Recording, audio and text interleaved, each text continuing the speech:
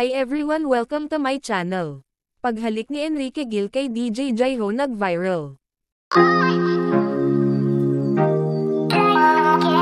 Nag-viral ang isang video clip kung saan, ay naka-video itong si Jaiho, habang papalapit naman itong si Enrique Gil kay Jaiho. Sa naturang eksena nga ay tila binigyan ng kahulugan ang naturang viral video. Makikita ang video na may pa-slow-mo at talagang makikita mo ang emotion ng mukha ni Enrique. Kung hindi pa sana umiiwas ng kaunti si Jaiho ay talagang sa labi na ito nakahalik, pero para sa akin ay talagang binigyan lang ng mali siya ang naturang video.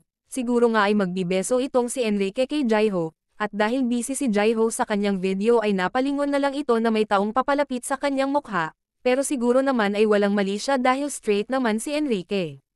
Narito ang video.